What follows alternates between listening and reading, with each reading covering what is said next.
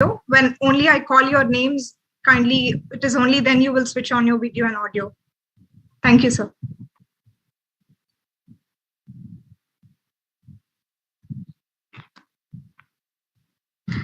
Namaskaram. Good afternoon and welcome to this charity dinner conference organized by Joint for Development Foundation in collaboration with Little Hands Organization. Sharira Madhyamam Khalu Dharma Sadhanam, writes Kalidasa in his Kumara Sambhavam, meaning that body is an important instrument in the pursuit of our dharma, of both individuals and nation. It is here that hospitals assume significance in the society. The pandemic has not only made us realize the temporal nature of our life, but also exposed the structural deficiencies in our healthcare system. Health is a constitutional right, a basic right, and most importantly, a human right. And this human right is being violated in not just KGH, but many hospitals in the country today. KGH, King George Hospital, as it is called, is not just a hospital like any other. It is a phenomenal movement with a mission, a lifeline to lakhs of people.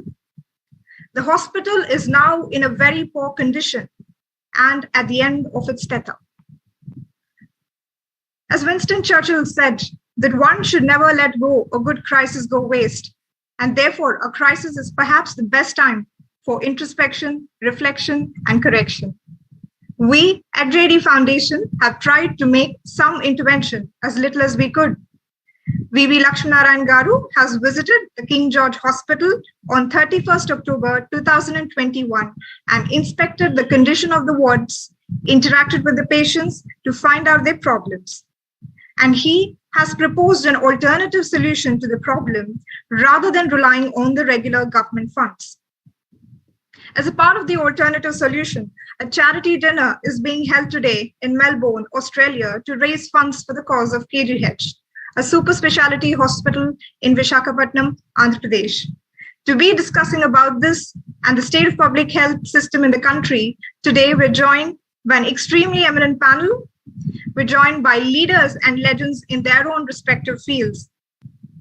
I recognize the presence of Sri Ram Mohan Naidu, Member of Parliament, Visakhapatnam. We also have our erudite, learned Dr. Jayaprakash Narayan Garu, retired IS, former Secretary to the Government of AP, founder Lok Satta. And of course, we're joined by our dearest Sri V.V. Lakshminarayan Garu, ex-CBI Joint Director, former Additional DGP Maharashtra, and founder at JD Foundation. Welcome to all of you. Glad to have you in the session with us, sir, today. I also recognize the presence of LHO and Faniraj and his team, who are conducting this and organizing this charity event in Melbourne.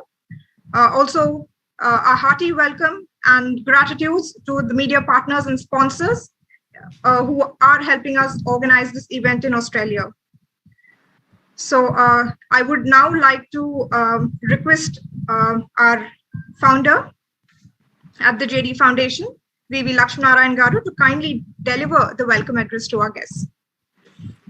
Thank you very much, Priyanka. Thank you. Yeah, welcome to this session, and also I'm extremely grateful and thankful to Jayaprakash Narayan Garu for joining this event today, and also the MP, Mr. Ram Mohan Naidu Garu, and very soon Sri Suresh Prabhuji also is going to join us. Actually, as Priyanka said, we visited the King George Hospital, Visakhapatnam, and I mean the things were pretty bad, especially the facilities like the washrooms or maybe some basic electricity issues and drinking water issues. So we thought, why not we do our part as a society, because King George Hospital is giving a lot of services to the people. It has been there for so many years.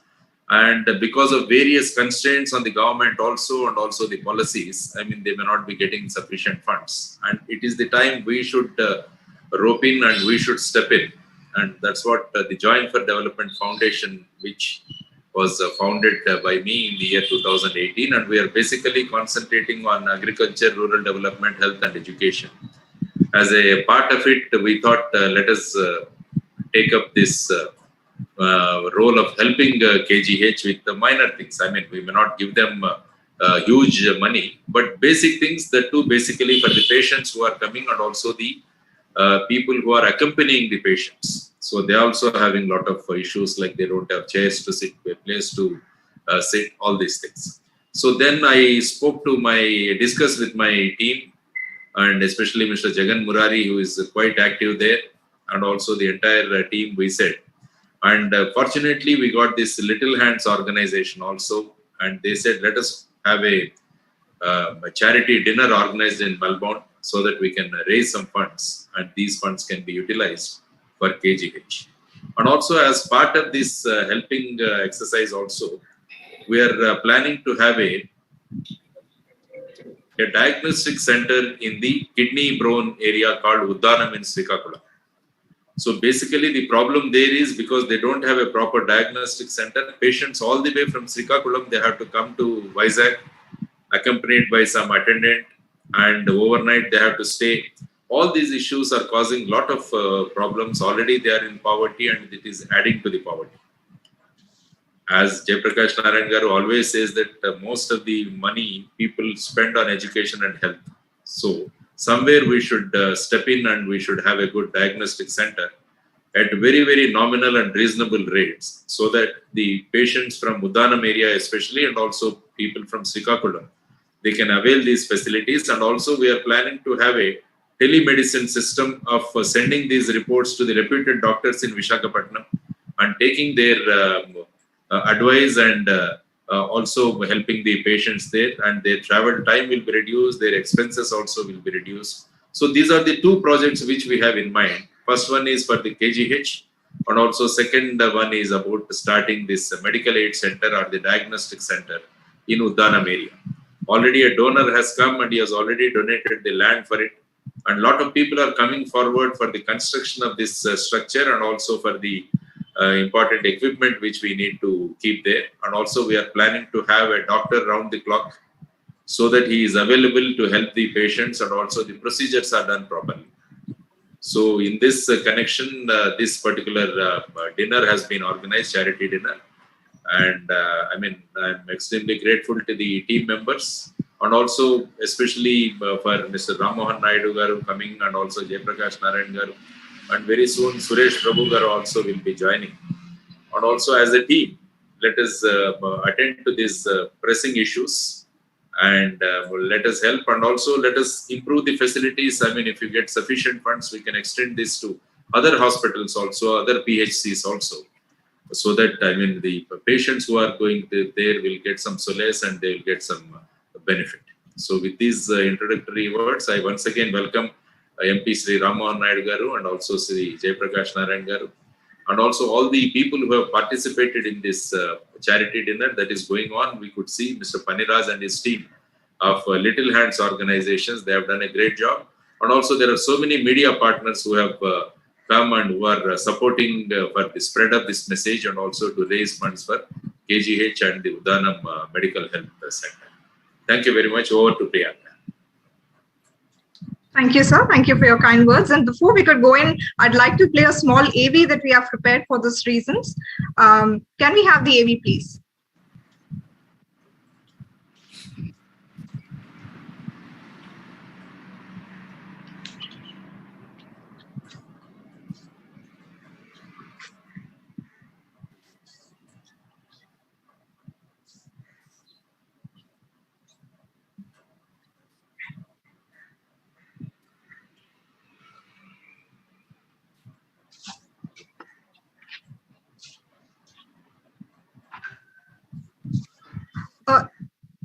Please kindly check on to the audio. The audio is not clear.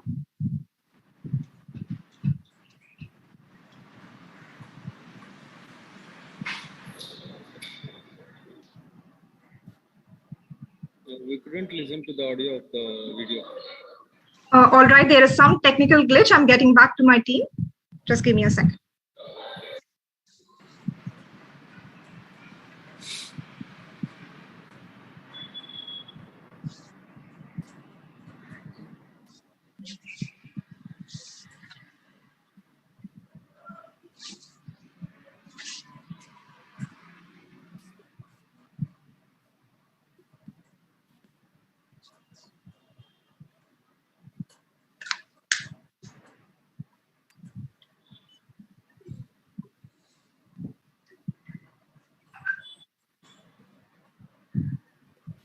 So sorry, sir, for the inconvenience. There's some technical glitch on the other side. We're trying to fix it. Just give us a couple of minutes. Yeah, please.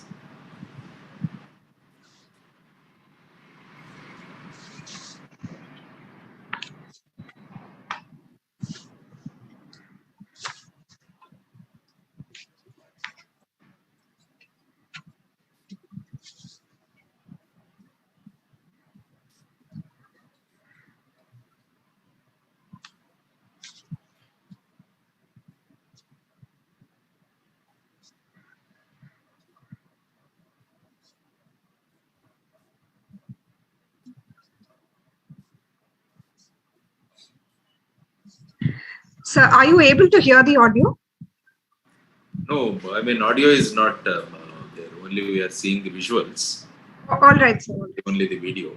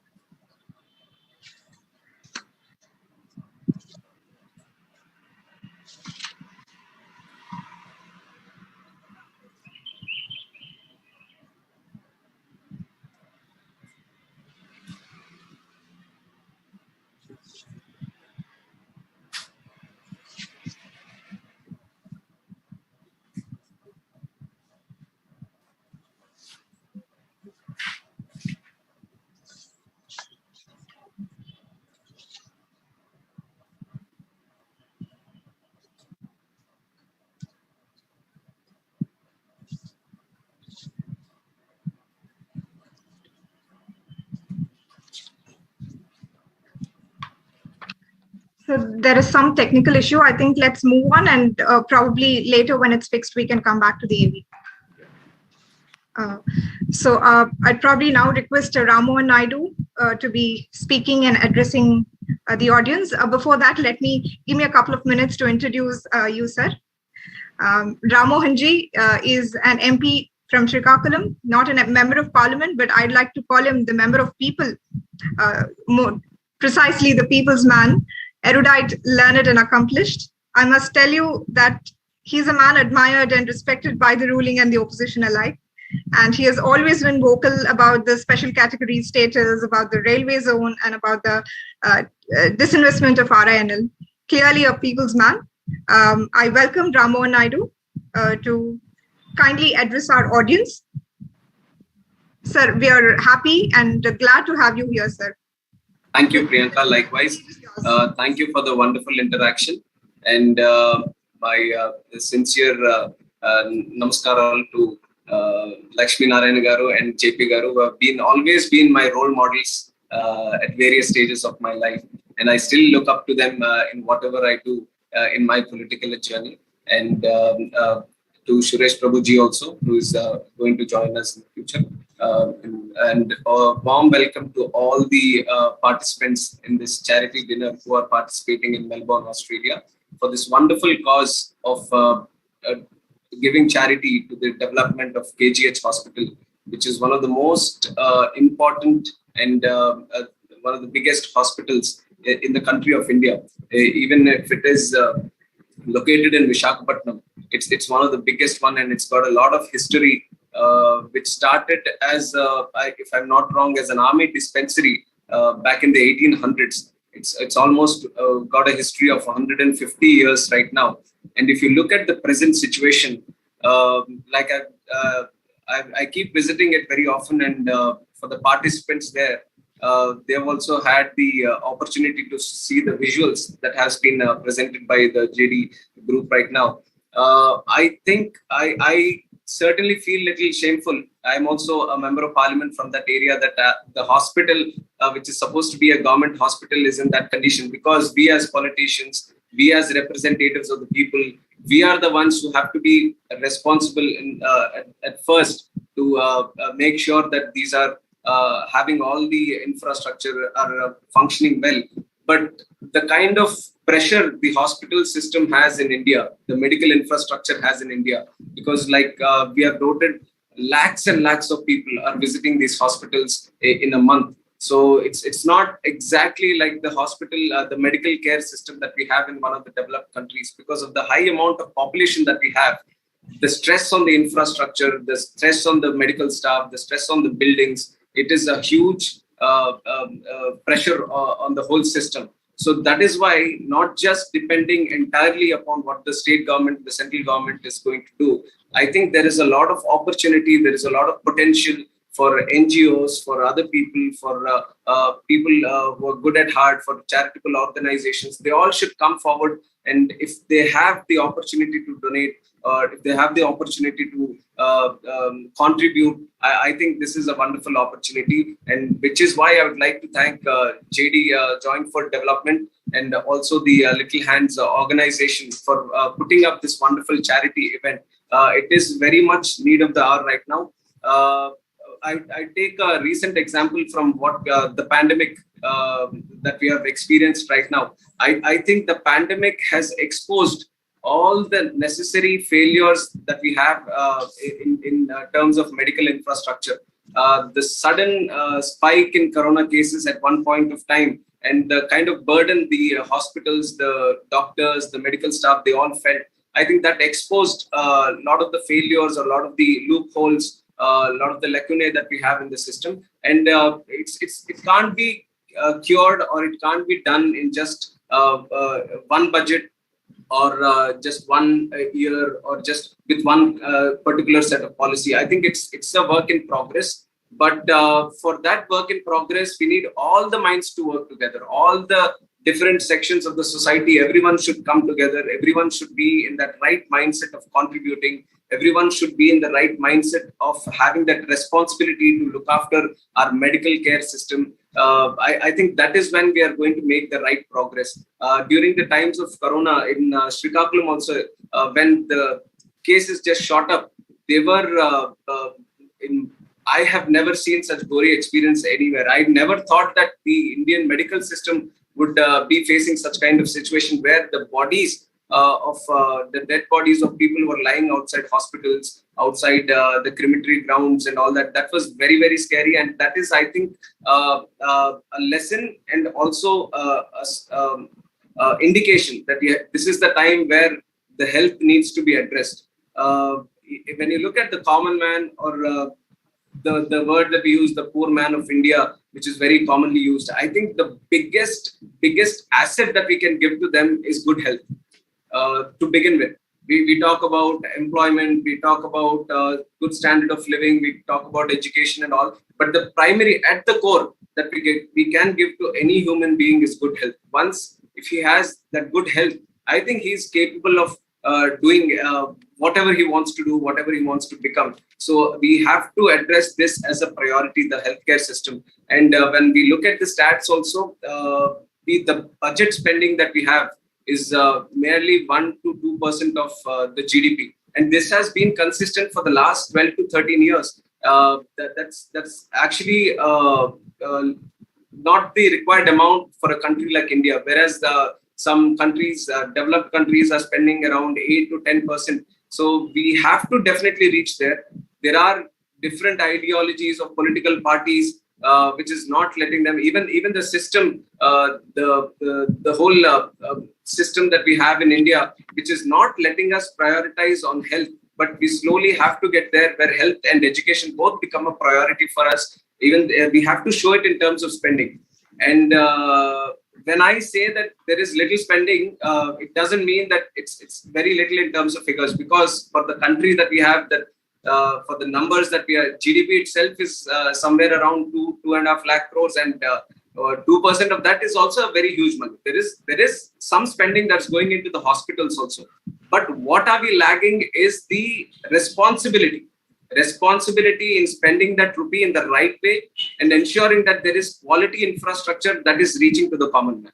So there is a lot of things which are going naam ke vaste, number ke vaste, those kind of things are happening. But exactly what quality health infrastructure that we are able to give to the common man, I think that is the thing which needs to be addressed. And for that is why I mentioned that It's not just the government or the political or the public representatives. There are a whole lot of people who come into the system, and everyone needs to be in that right mindset. You can only ensure quality when the whole system is understanding that quality health infrastructure needs to be given to the common man. And there are a lot of structural changes happening in India also right now, with a lot of information that is dissipating to the common man through the digital.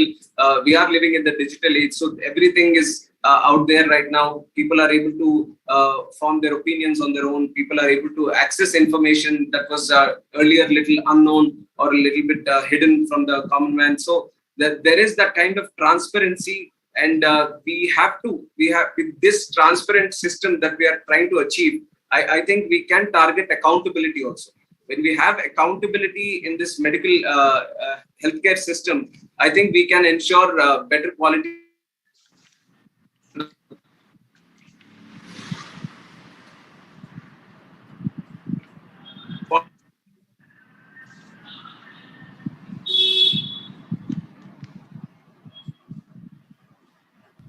I think there is some internet issue with on the other side. I will try to put that pressure individually, at least have that discussion going on. And on the other side, when people like what we are having today, when private organizations and these charity organizations, they also help us in bonding with us to improve these quality services. I think we can achieve a lot more. And the whole, I kind of want to stress on that responsibility factor.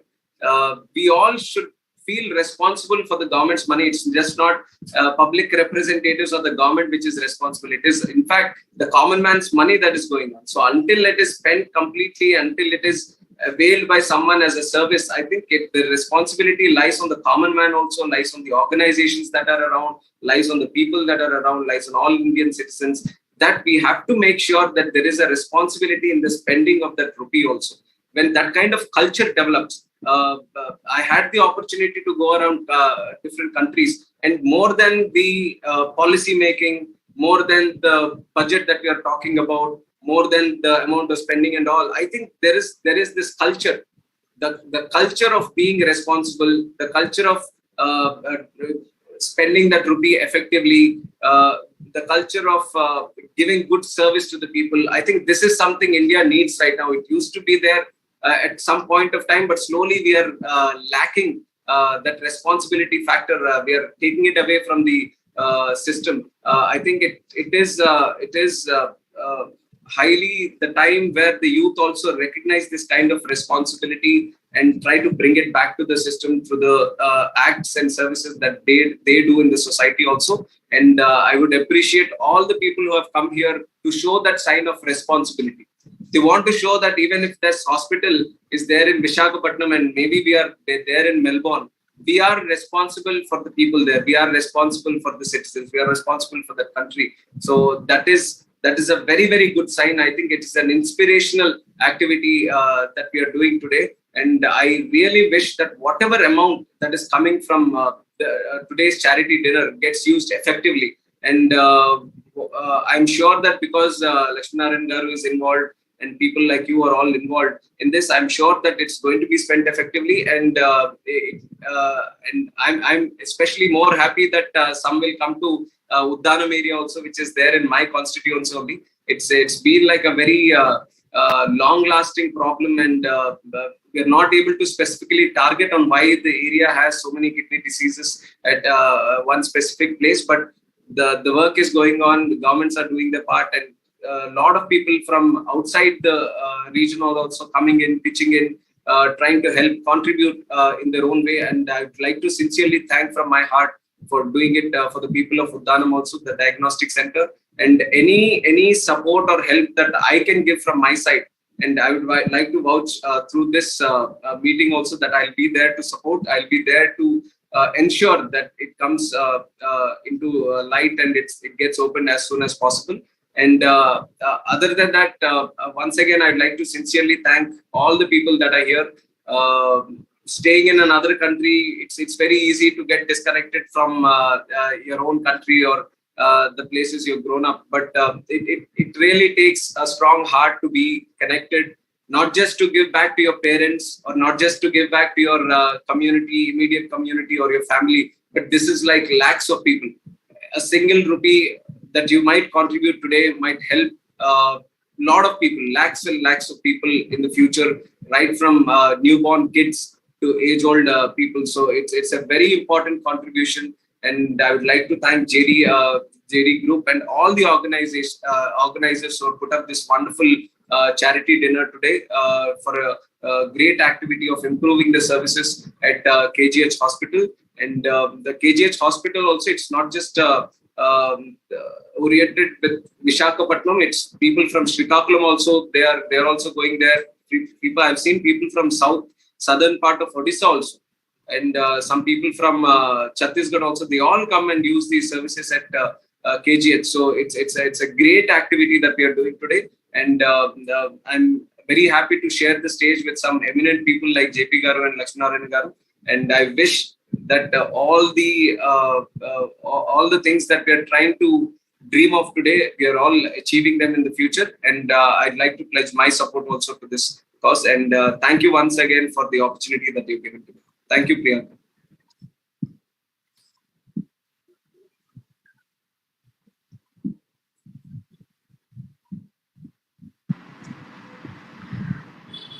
Thank you, Ram Mohan ji. I think it's very true that you said that the COVID has exposed the systemic problems in our healthcare. And moreover, as you said, the budgets this year have spiked because it's inclusive of vaccine and COVID expenditure as well. So, am I audible, sir? Yes, Priya. Okay. Yeah. And thank you, sir. I must also place on record that Ram Mohan ji has also extended his support towards the establishment blood bank in the Uddanam region. For when we asked him, he immediately responded and promised to release funds from his MP lads as well. Thank you so much, sir.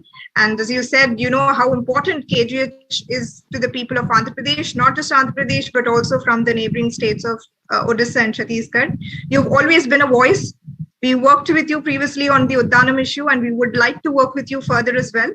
And thank you for extending your support towards the cause of KGH as well. Thank you so much, sir. We're very glad to having you here today. Thank you very much. Thank you very much, Rammohan Naidu Garu, for your words and also the support which you assured all of us. Because I met you during Titli cyclone in the villages of Srikakulam. We met in the village which I adopted in Srikakulam, the Salala Puttaga. There we met, and I mean, within a short time we could get back the life back to normal in those areas. I mean, that day I had really seen you working, and also definitely your contribution is going to be a big thing for all of us. And very soon, because 15th August, we kept it as the inauguration of the diagnostic center in Uddanam. So that also we'll be coordinating with you, and also with your support, I think definitely we can do wonders there. Thank you very much for joining this session, and we from Join for Development Foundation, we are extremely grateful to you. Thank you very much. Thank you. Sir, we can have the AV. Can we have the AV, please? Let us try once again.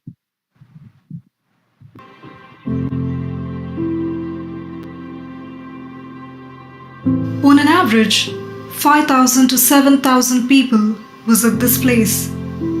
Some with fear, some with faith, some with hope, some with despair, and some in desperation. A place that gives both life and second chances in life. The King George Hospital is the lifeline to lakhs of people, not just in Andhra Pradesh, but also for neighboring states like Chhattisgarh and Odisha. Established in 1923, the hospital is housed on a sandy hill sprawling over 27 acres, including the Andhra Medical College. From being a civil dispensary in 1845 to a 30-bedded hospital in 1857, the hospital today has 1,237 beds. And on an average, in a single day, the hospital receives 1250 outpatients, 115 to 130 admissions, 110 emergency cases, 60 to 70 surgeries, including those of critical nature, are performed. The hospital of such eminence and importance today has a disappointing state of affairs. Many facilities are underdeveloped and some are badly maintained due to an imminent resource crunch. Given the high number of visitors and patients, it's an extremely difficult task to maintain the hospital and provide adequate facilities without good finances. Being a state-run hospital, one cannot expect to run the hospital on the hospital's revenues alone. But does that mean it should be left to its fate? The current superintendent at the KGH, Dr. Maithili, has been making minor efforts with the help of charity and donations to repair and restore, but that has proved fairly inadequate. Many buildings are awaiting repairs. A building has to be built for the treatment of the newly born orphan children. Drugs and medicines are unavailable in the hospital. Since most of the people who take treatment here come from a poor background, the unavailability of drugs is forcing them to buy outside. Despite having modern equipments, the time taken to get them fixed in case of a breakdown is high.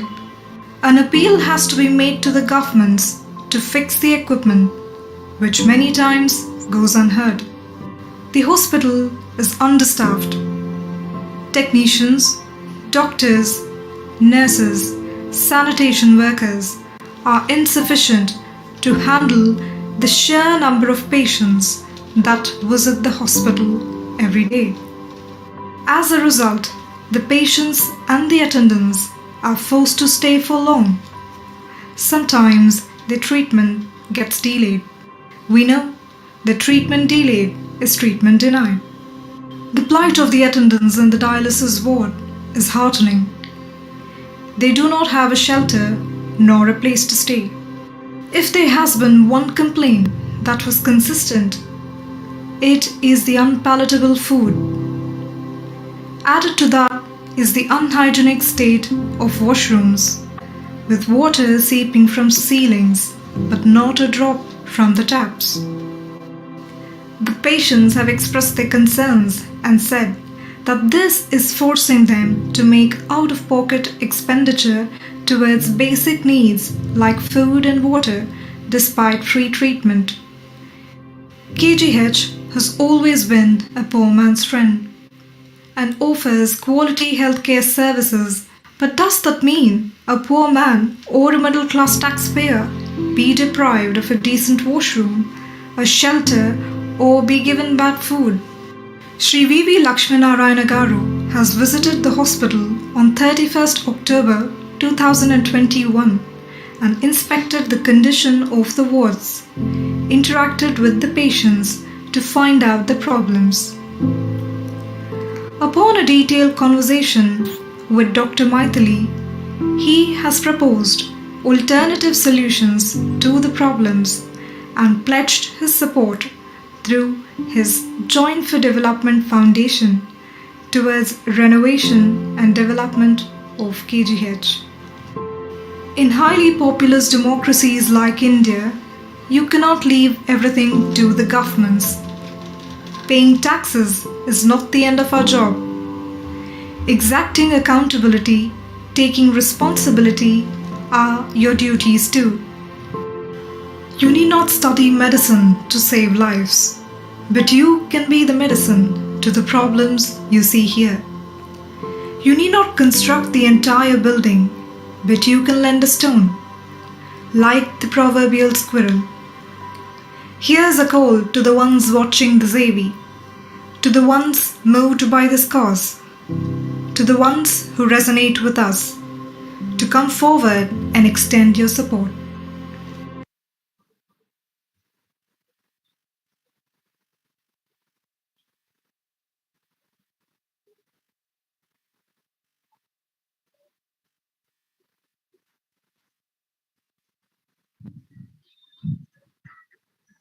Thank you for that video. That was the little AV that we planned, sir, that which describes the whole position of KGH and what we've actually tried to do as well. With that, thank you, team. I'd now like to invite Dr. JP Garu. And sir, I always say this, and I said this previously also, that whenever I think of JP Garu, the only imagery that strikes my mind instantly is a lotus in a murky pond of politics. Someone who has not been tainted by the aura of politics despite being in that space for quite some time. JP Garu, you are a doctor yourself and you've been in the government for a very long time. How do you see the state of public health centers in the country today? And what kind of policy interventions do you think we need? Over to you, sir. Thank you, Priyanka. Andarki namaskaram. Munduga Sodarudu Jaganni, Priyankani, Dr. Maithili గారిని మనసారా అభినందిస్తున్నాం. మరి వారందరికీ ఊతం ఇస్తున్నటువంటి little hands organisation Melbourne నుంచి స్ఫూర్తినిచ్చినటువంటి లక్ష్మీనారాయణ గారికి, అలాగే ఈవేళ మన మధ్య ఉన్నటువంటి రామ్మోహన్ నాయుడు గారికి, మరి రాబోతున్నటువంటి నా మిత్రుడు సురేష్ ప్రభు, అందరిని అభినందిస్తున్నాను. ఆంధ్ర మెడికల్ కాలేజ్ కానీ, కింగ్ జార్జ్ హాస్పిటల్ ఈ రూపంలో కానీ 1923లో వచ్చినాయి. అంతకుముందు చిన్న ఆసుపత్రిగా ఉన్నది. 1835లో మీరు ఇందాక చెప్పారు, అదే సంవత్సరం మెడ్రాస్ మెడికల్ కాలేజ్ ప్రారంభమైంది. మనకు అప్పుడు కొంచెం కంటి చురుపుగా ఒక చిన్న ఆసుపత్రిని ఇచ్చారు, తర్వాత కొంచెం పెద్ద చేశారు. చివరికి 1923లో తొలి వైద్య కళాశాల బ్రిటిష్ ఇండియాలో తెలుగునాట వచ్చింది. నేను గుంటూరులో వైద్యం చదువుకున్నాను. గుంటూరు కాలేజీ 1946లో ప్రారంభమైతే 53-54 దాకా గుంటూరు విద్యార్థులు విశాఖపట్నం వెళ్ళి చదువుకునేవాడు. క్లినికల్ మెడిసిన్కి గుంటూరులో అవకాశం లేకుండే. 53 తర్వాతే గుంటూరులో అక్కడ హాస్పిటల్ అభివృద్ధి, క్లినికల్ మెడిసిన్ వచ్చింది. చాలా చరిత్రగారైనటువంటి హాస్పిటల్. ఇన్నాళ్ళకి ఇక్కడ పూర్వ విద్యార్థులు కానీ మిగతా వాడు కానీ పూనుకోవడం చాలా సంతోషకరం. గుంటూరులో ఒక ప్రయత్నం జరిగింది. Guntur medical college alumni association Gymkhana అని చెప్పని అబౌట్ $7-8 million వాళ్ళు రేస్ చేశారు. మంచి ఇన్ఫ్రాస్ట్రక్చర్ మిగతాది బహుశా దేశంలోనే అంత పెద్ద ఎత్తున పూర్వ విద్యార్థులు ఒక హాస్పిటల్ అభివృద్ధి కృషి చేసింది లేదు. కానీ అది చాలదు, అది కూడా చాలదు. అంటే మీకు ఎంత అవసరం అవుతుందన్న దానికి మీకు ఒక అంచనా కోసం చెప్తున్నాను. కాబట్టి మిగతా విషయాలకు వెళ్ళే ముందు రామ్మోహన్ నాయుడు గారిని కోరేది, మీరంతా పెద్ద మనసు చేసుకుని ఉత్తరాంధ్ర ఎంపీలంతా కూడా పార్టీలకు అతీతంగా ఏడాదికి ఒక్కొక్కళ్ళు ₹1 కోటి కేటాయిస్తే, అంత డబ్బుని గనక మరి వదాంజలంతా ముందుకొచ్చి వాళ్ళు గనక సేకరించి దానికి ఏర్పాటు చేస్తే, ఈ రెండు కలిస్తే ఒక 3-4 ఏళ్లకి కనీస సదుపాయాలు వస్తాయి. మంచి ఆసుపత్రి కాదు అప్పటికి కూడా, అది కూడా లేకుండా మనకు సాధ్యం కాదు. దానికి కారణాలు చెప్తాను, మీకు తెలుసు కానీ కారణాలు చెప్తాను. మొట్టమొదట రామ్మోహన్ చెప్పారు ఇందాక, మనకి వైద్యం కోసం తక్కువ ఖర్చు పెడుతున్నాము, పెట్టేది కూడా సరిగ్గా పెట్టట్లేదు. కానీ కొంత క్లారిటీ కోసం నేను చెప్తున్నాను. రామ్మోహన్, ₹1 ఖర్చు పెడితే ఆరోగ్య రంగంలో ప్రభుత్వం ₹4 ఫలితం వస్తుంది సగటున. నేను ఊరికే చెప్పట్లే మాట. ఉదాహరణకి KGH సహా ప్రతి టీచింగ్ కాలేజ్కి, ప్రతి జిల్లా ఆసుపత్రికి, చాలా ఏరియా ఆసుపత్రులకి, చాలా మరి కమ్యూనిటీ ఆసుపత్రులకి, PHCలకి నేను స్వయంగా తిరిగి 2018లో విస్తృతంగా తిరిగి అంచనాలు వేశాను. ఉదాహరణకి మీ నియోజకవర్గం ఏంటుంది, బహుశా పార్వతీపురం మీ నియోజకవర్గం కదా, లేదా పార్వతీపురంలో ఏరియా హాస్పిటల్లో ₹1 ఖర్చుకి ₹10 విలువ వస్తుంది. అప్పుడు ఆనాటి ఉమ్మడి ఆంధ్రప్రదేశ్లో అంత మంచి ఫలితాలు, అప్పటికప్పుడు ఆంధ్రప్రదేశ్ విడిపోయినట్టుంది, అంత మంచి ఫలితాలు ఇచ్చిన హాస్పిటల్ ఇంకోట్లేదు. కానీ కనీసం ₹4 ప్రతి చోట వస్తుంది. కాబట్టి మొట్టమొదట ఆరోగ్య రంగంలో, విద్యలో మనం చాలా ఖర్చు పెడుతున్నాం, పెట్టిన ఖర్చుకు ఫలితం రావట్లేదు. కానీ ఆరోగ్యంలో పెట్టే కొద్ది ఖర్చు 4 రెట్లు ఫలితాలను ఇస్తుంది. ఎందుకు కనిపించట్లు ఆనట్లేదంటే మీరు ఇందాక చూపెట్టారు. పారిశుధ్యం లేక, మంచినీళ్ళు లేక, కనీస సదుపాయాలు లేక అఘోరిస్తూ ఉంటే వచ్చిన వాళ్ళకి సంతృప్తి కలగదు. ఎందుకంటే ఈవేళ టెర్షరీ కేర్, తృతీయ స్థాయిలో వైద్యాన్ని అందించాలని చెప్పంటే క్యాపిటల్ కాస్ట్ మూల పెట్టుబడి ఒక బెడ్కి సగటున ₹1 కోటి 2 కోట్ల దాకా వెళుతుంది. కొన్నేళ్ల క్రితం నేను నీతి ఆయోగ్ ఆఫీసులో కూర్చుంటే ఒక ప్రముఖమైనటువంటి జాతీయ స్థాయిలో హాస్పిటల్స్ చైర్మన్ నాతో కూర్చున్నాడు. పరిచయం చేసుకుని నాకు చెప్పాడు, సార్ ఒక బెడ్కి ₹1 కోటి అవుతుంది సగటున నిర్మాణానికి, ఒక్కొక్క సంవత్సరం ఒక్కొక్క బెడ్కి బిల్లింగ్ ₹1 కోటి అవుతుంది. కొన్నిసార్లు ఆసుపత్రుల పేర్లు చెప్పను, కొన్నిసార్లు 2 కోట్ల దాకా వెళ్తుంది మీకు క్యాపిటల్ కాస్ట్. హైదరాబాద్లోనే ఒక ప్రముఖమైన ఆసుపత్రి ₹2 కోట్ల దాటింది పర్ బెడ్ కాస్ట్. ఎందుకంటే ఆధునిక వైద్యం చాలా ఖరీదని, ఆషామాషి కాదు.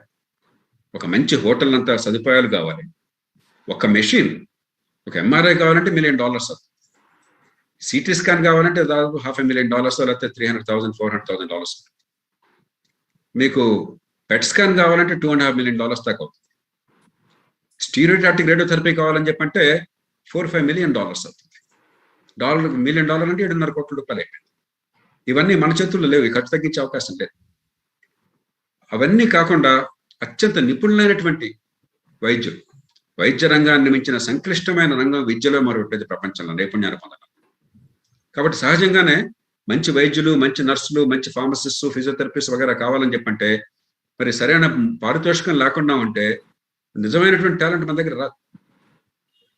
అంచేత ఇవన్నీ కలిపితే ప్రైవేట్ ఆసుపత్రుల్లో, టెర్షియరీ కేర్ ఆసుపత్రుల్లో, మంచి ఆసుపత్రుల్లో ₹1 కోటి దాకా యాన్యువల్ బిల్లింగ్ అవుతుంది. 60-70 లక్షల రూపాయలు అసలు లోపల సాధ్యం కాదు నాటం.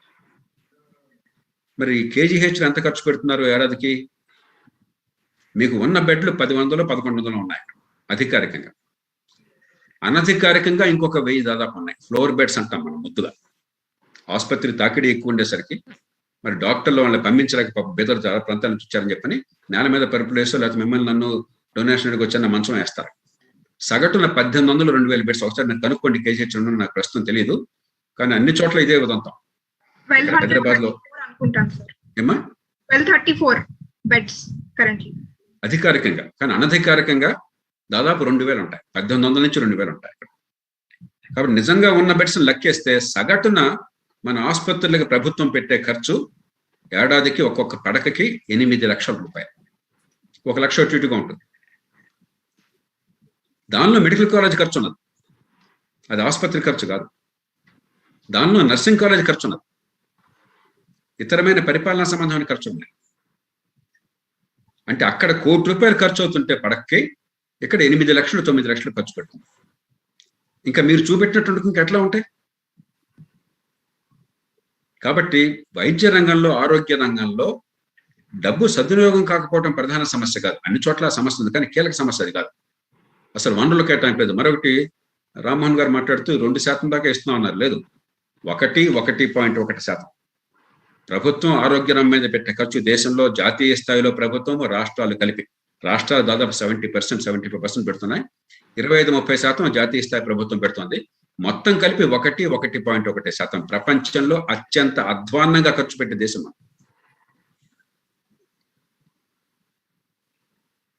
రెండోది ఏమవుతుంది ఇక్కడ మనకి ఈ టెర్షియరీ కేర్ ఆసుపత్రుల్లో, మీరు చెప్పారు 1250 మంది 1500 మంది అవుట్ పేషెంట్స్ అని.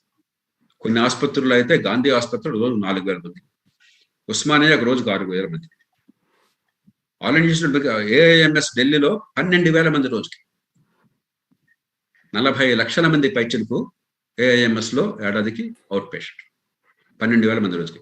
ప్రపంచంలో మరే టెర్షియరీ కేర్ హాస్పిటల్లో ఇంతమంది అవుట్ పేషెంట్ ఉన్నారు. ఎందుకు జరుగుతుంది రద్దీ?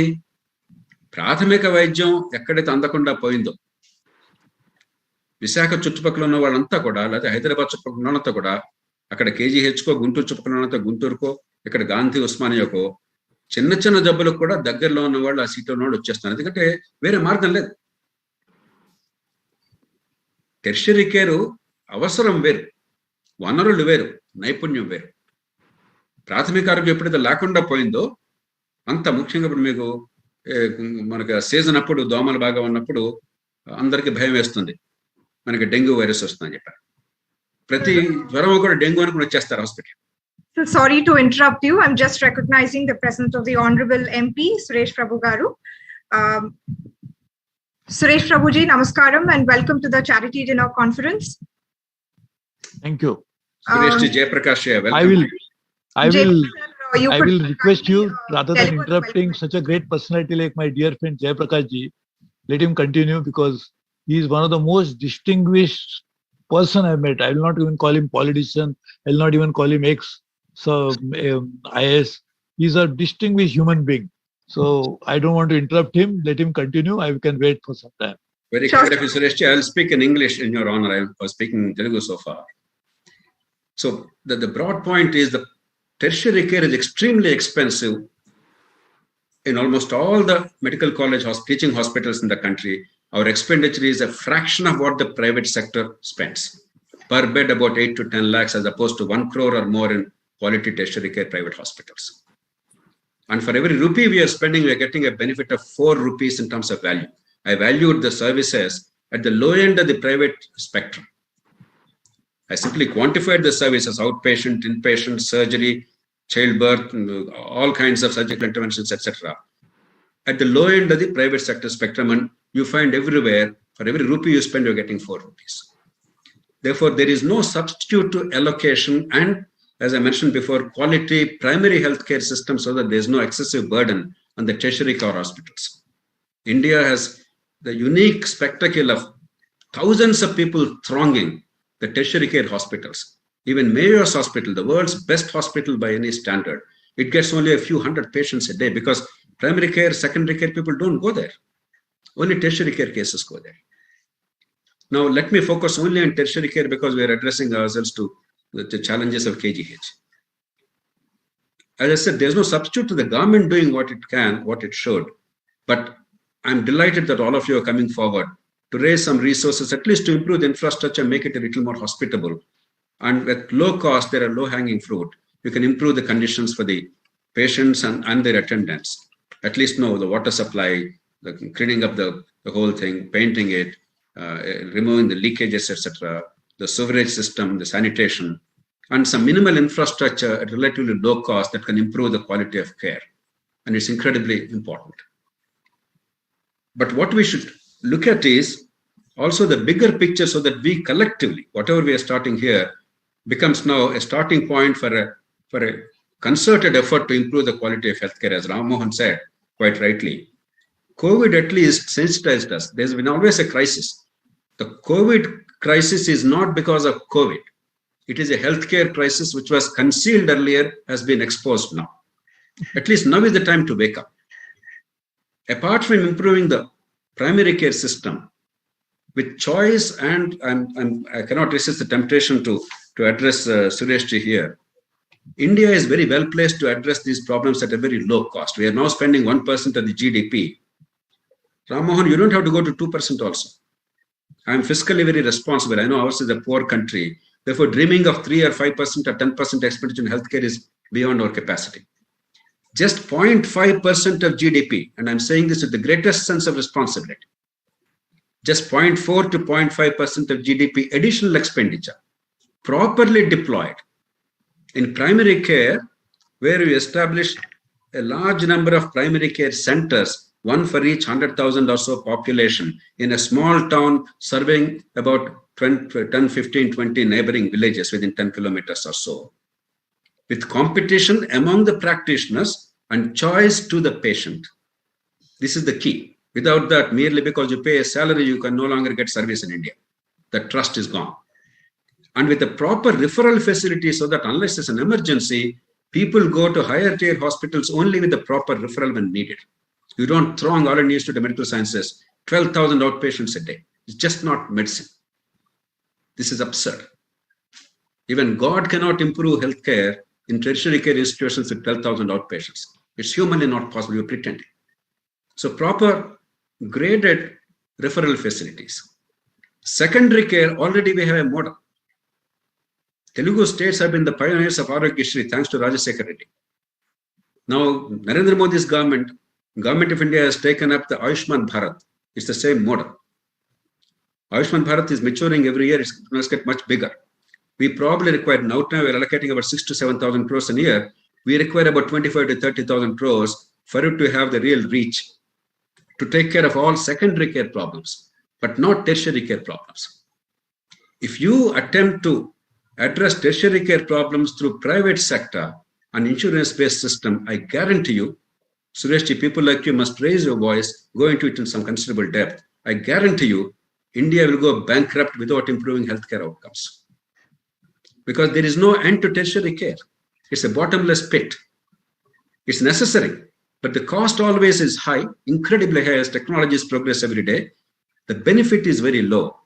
And without addressing the primary and secondary care challenges, which are relatively low cost, high impact ones, India cannot afford to excessively deploy money in tertiary care. We must deploy some money, but not excessively.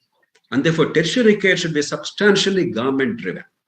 But with radical change, enhance the allocations.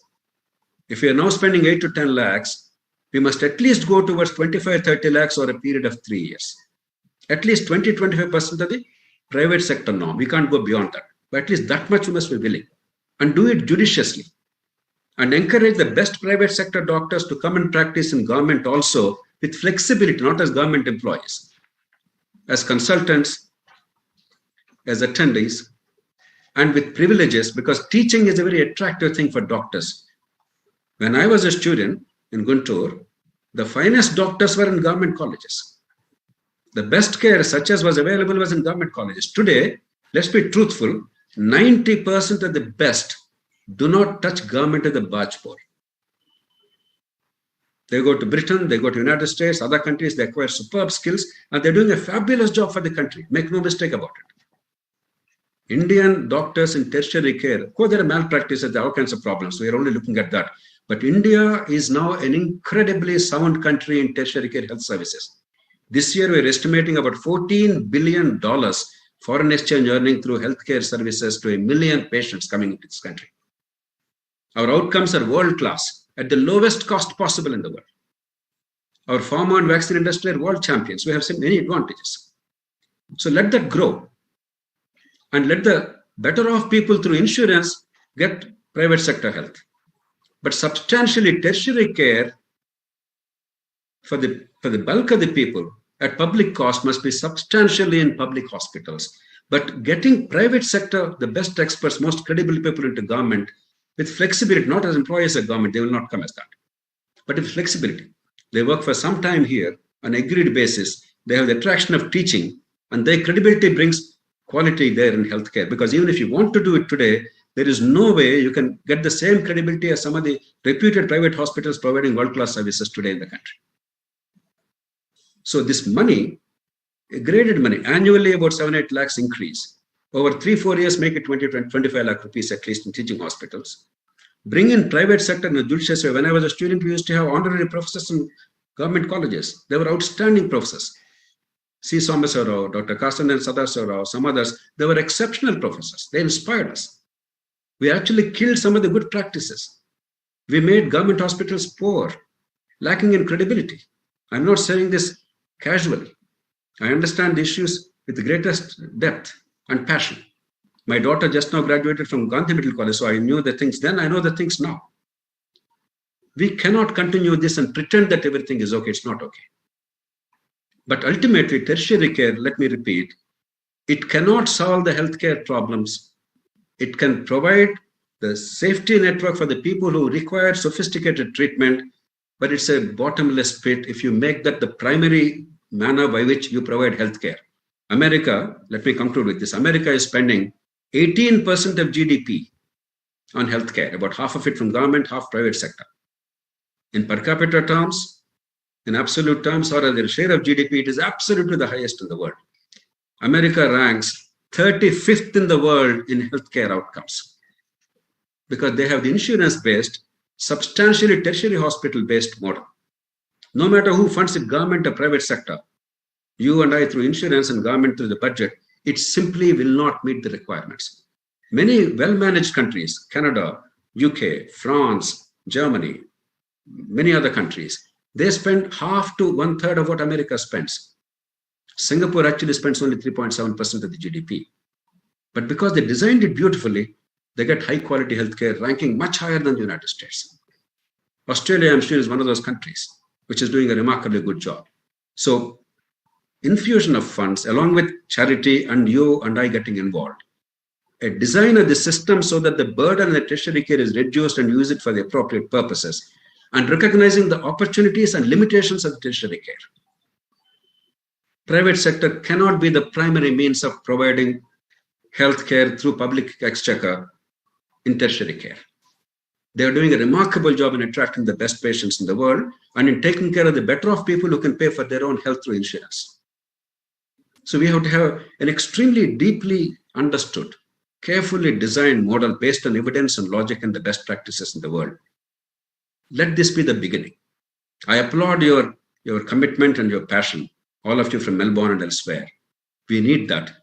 But I also want you to think, unless the hearts fuse with minds, if you merely put in more money, hoping that something will happen, some good will certainly happen. But we must act like businessmen, whether it's government money or your private money or some other money. How do you get the best outcomes with the least resources? Suresh Ji is an expert at that. Thank you. He's a great, I'll just say a few minutes. Thrifty man. He knows how to handle resources and get the best outcomes. We are a resource-poor country in general. We have to deploy resources where the best outcome is there for the people. Healthcare is absolutely the vital area because 60 million people are becoming poor every year because of poor healthcare. And it gives the biggest bang for the buck. But even that, you must deploy it wisely, smartly, so that with the money spent, you get the best outcome again within the sector. India is well placed to do that. And now is the opportunity, thanks to COVID, because the political parties, the public are sensitized. And let's hope what you're doing becomes a part of the larger process to transform healthcare sector. And if this happens, even if nothing else happens, in 10 years' time, there'll be no poverty in India, even if everything else remains still. Even if everything else is zero, because every year, let me repeat the point I made, the last point I'm making. 60 million people are descending into poverty on account of ill health every year. Either because of lost income on account of ill health or expenditure they had to incur for the high cost care.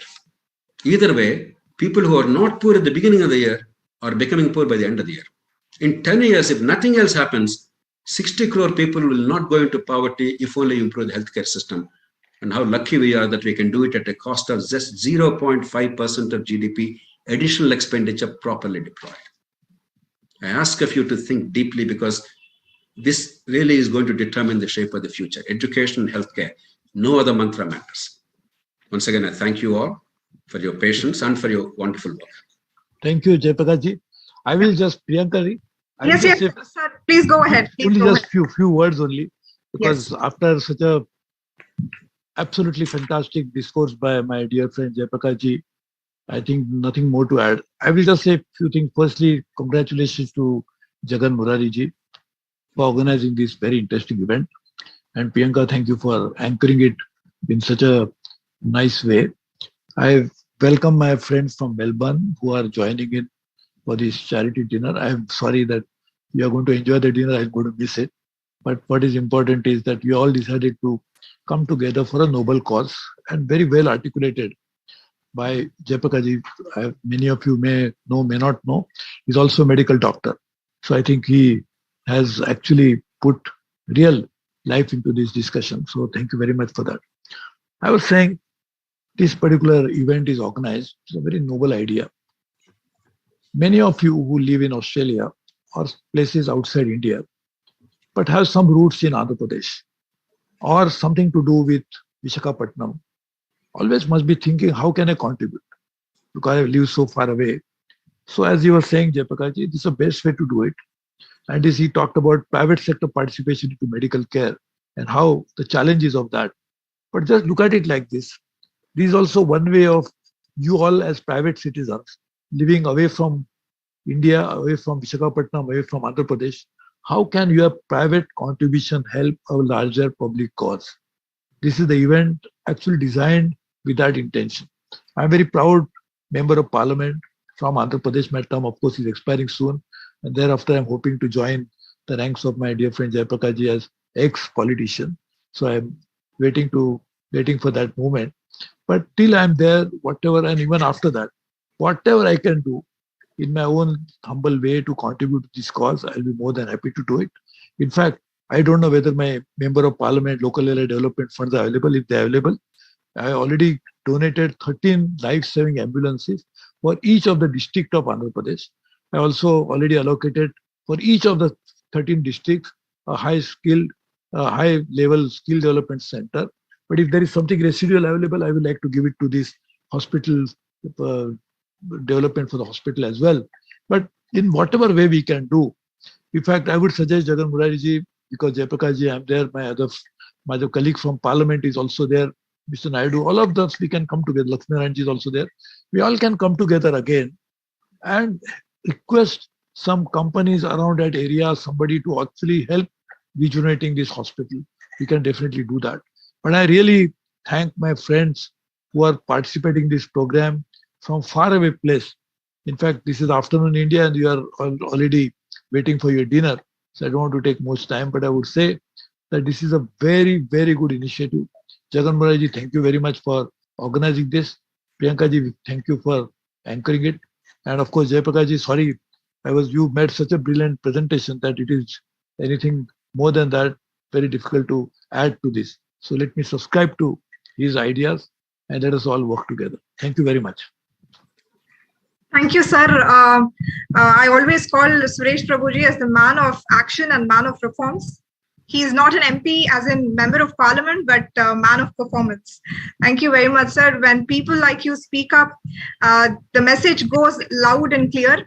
Thank you very much for your presence. Sir, I just like to place on record that sir has released, I think, 1 crore rupees to 13 districts of Andhra Pradesh for the skill development centers. And Suresh Prabhuji has also extended his support to the JD Foundation previously in response to our Udhanam blood bank issue. Thank you very much for that also, sir. Sir, Lakshminarayan sir, would you like to deliver the word of thanks as well? Thank you very much, Suresh Prabhuji, for joining today's session, and also the encouraging words which you have said about this particular program. And we are starting as a small help to the KGH, and also we are thinking of having a diagnostic center in the kidney affected Udhanam area of Visakhapatnam also. So these are 2 projects which we want to pursue. And also the people from Melbourne, they have come forward and they want to help us in this initiative. Maybe we can extend it to further to all the public health centers, PHCs and other places also. And also I would like to place, and also I would like to tell all the people who are attending, Sri Jayaprakash, Dr. Jayaprakash Narayanji has come with towards viable universal healthcare. A booklet has been brought out by him, and to provide effective, accessible and affordable healthcare by the Foundation for Democratic Reforms. I think definitely if the governments follow this proposal or the methods what he has suggested, I think definitely the healthcare is going to improve in this nation, and I think he is taking this cause to various governments and also is trying to pursue them to follow this particular policy. I think the governments will definitely follow this and get a better healthcare in the country. So I thank one and all for, especially Suresh Prabhuji and Dr. Jayaprakash Narayanji and Mr. Ram Mohan Naidu ji for joining this session and encouraging all of us. And also, we, the Join for Development Foundation, along with Little Hands Organization, has organized this program, along with the sponsors, Service Me Group, Snack India, and Metronest Homes and Dosa Hut. I also thank all the media partners who have participated in this event, the Australia Ludu, Melbourne Mama, Team Envision, Job Adda Australia, Orisol Solutions, Nana Advertising Agency, and Australia Telugodu. So these are the people who have joined this session as media partners, and I hope this is going to encourage all of us with funds for helping KGH with minimum facilities and also facilities for the patients and their assistants, and also for coming up with a good diagnostic center at Udhanam. So from Join for Development Foundation, I once again thank all of you, and finally you can conclude, Priyanka. Thank you. Thank you, sir. Funny, would you like to convey your thanks to the sponsors, or shall I conclude?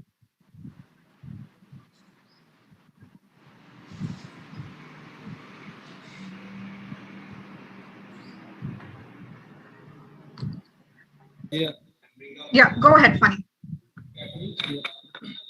So thanks for the people who joined today, like Jaiprakash Narayan Garu and JD sir, along with Suresh Prabhu Garu and Ram Mohan Naidu.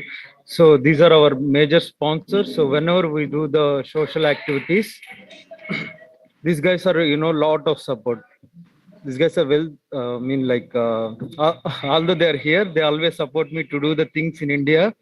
So without these sponsor support, I couldn't have done this. I hope we already achieved the target. So yeah.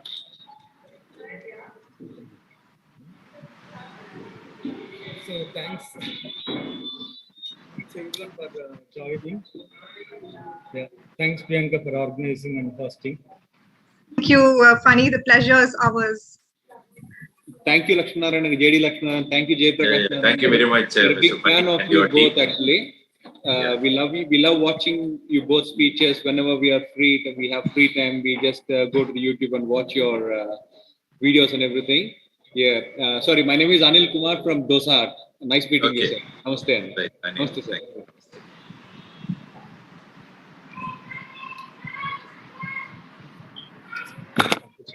Okay. Sir, if you don't mind, Jaiprakash sir, like Rupender is, very big fan of you. Yeah. Hello, sir. Thanks, sir. You're my biggest inspiration. My pleasure and honor. Thank you. So even I was telling to everyone, like you were my inspiration before you guys joined as well. Thank you. Thank you, Funny. Thank you, hearty thanks to all the sponsors without which this event wouldn't have been possible. Once again, thank you very much. And also, I thank Sri Suresh Prabhuji, Dr. JP, Ram Mohan Naidu ji, and our Lakshminarayan sir. An absolute pleasure and honor having you with us here. We're extremely glad at your overwhelming support. Thank you for taking in time from your busy schedules. You could have done many things in this time, but you chose to be here. Itself speaks volumes and about your commitment and passion towards the society. Sincere thanks once again to all the sponsors, LHO, without which whom this wouldn't have been possible. Thank you very much. With this, I think we come to an end of the session. Thank you very much for your cooperation and support. Good luck, all of you. Thank you. Catch hold of Ram Mohan. Make sure that all the MPs commit from the MP lads. Sure, sir. Sure, sir. During your duty, you have a right to ask them. Point well noted. I'll be the first one to initiate it. Okay. Thank you, sir. Right, Ram Mohan. Right, Lakshman. All the best. Thank you. Thank you. Right, Priyanka. Thank you, Andy. Thank you. Thank you.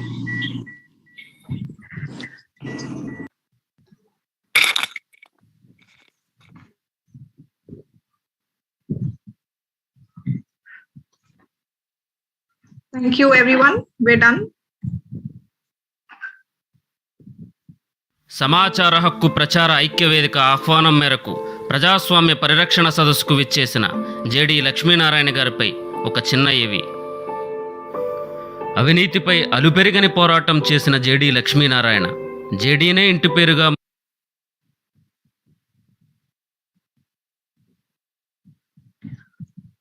Are we done with the session, or is there anything that's left to be done? Jaraj?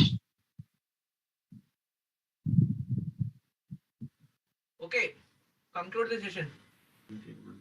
All right, we're done. Thank you very much. Thank you, LHO. Thank you very much for your support.